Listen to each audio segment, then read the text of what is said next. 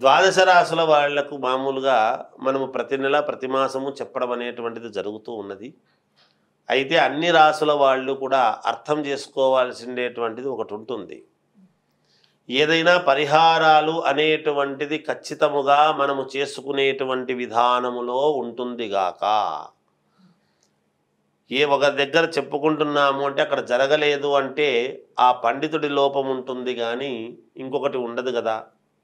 అందువలన అది జాగ్రత్తగా లోతు విషయాలు చూసి ఒక్కసారి దానికి ప్రామాణికం ఏమిటి, ఏమి చేస్తే మనకు మేలు జరుగుతుంది అనేటువంటి భావనతో చేసుకోవాల్సినటువంటి అవసరం.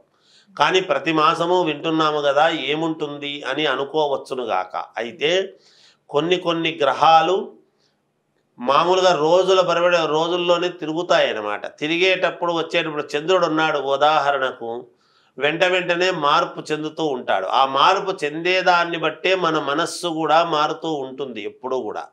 అందువలన ఒకసారి ఉన్న నిర్ణయం ఇంకొకసారి ఉండకుండా ఇలా జరుగుతూ ఉంటాయి. ఈసారి తెలుసుకోవాల్సినటువంటి విషయం ఏమిటి అంటే కుజస్తంభన అనేటువంటిది జరుగుతూ ఉన్నది.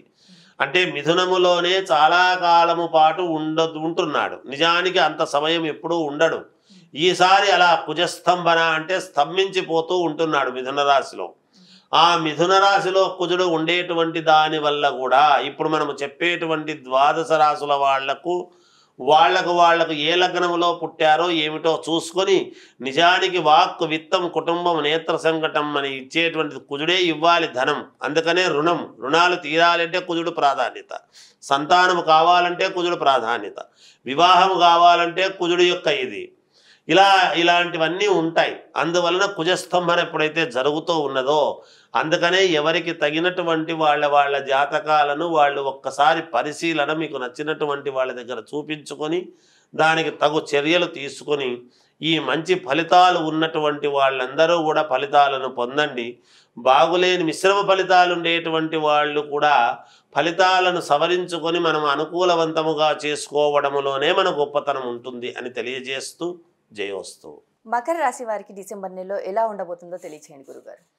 మకర రాశి వాళ్లకు ఈ డిసెంబర్ మాసము మిశ్రమ ఫలితాలు గోచరిస్తూ ఉన్నాయి.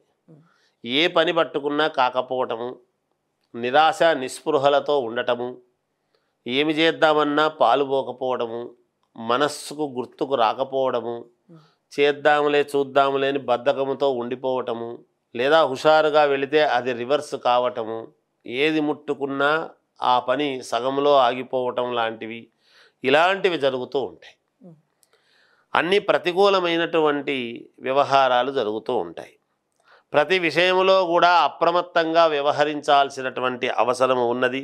దూర ప్రయాణాలు వాహనములో వెళ్ళేటప్పుడు కొంచెం జాగ్రత్తలు తీసుకోవాలి. ఈ మాసమంతా కూడా ఇతరులతో తొందరపడి మాట్లాడడం అనేటువంటిది మంచిది కాదు, వీళ్ళకే ఇబ్బందులు వస్తాయి.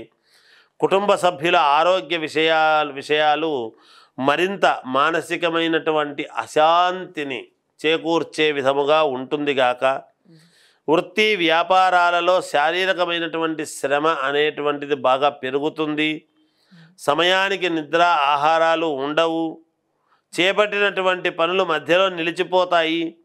సమాజములో మీ కీర్తి ప్రతిష్టలు భంగం వాటిల్లే విధముగా ఉంటుందిగాక.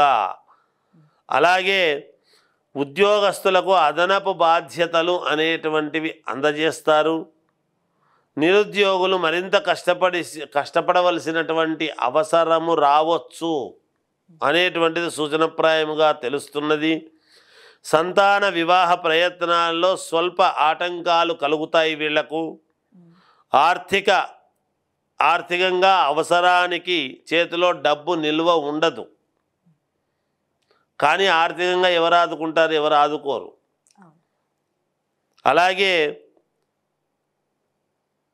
వీళ్ళు ఈ మాసం కొంచెం జాగ్రత్తగా ఉండాలి అనేటువంటిది సూచనప్రాయంగా తెలుస్తూ ఉన్నది. ఇక్కడ వ్యక్తిగతమైనటువంటి జాతకాలను ఒక్కసారి వాళ్ళకు నచ్చిన వాళ్ళ దగ్గర చూపించుకుంటే మేలు జరుగుతుందని నా అభిప్రాయం. తల్లి మరి అలాగే వీరు ఏ దేవతారాధన చేసుకోవాలి? వీళ్ళు ఆరాధించాల్సినటువంటిది ఏమిటంటే గణపతిని, దక్షిణామూర్తిని ఆరాధిస్తే మేలు జరుగుతుందని తెలియజేస్తున్నాను. అలాగే గురువుగారు, మకర రాశి వారికి ఈ డిసెంబర్ నెలలో ఎలా ఉండబోతుంది, అలాగే వీరు ఏ దేవతారాధన చేసుకోవాలి అనేసి చాలా చక్కగా వివరించారు.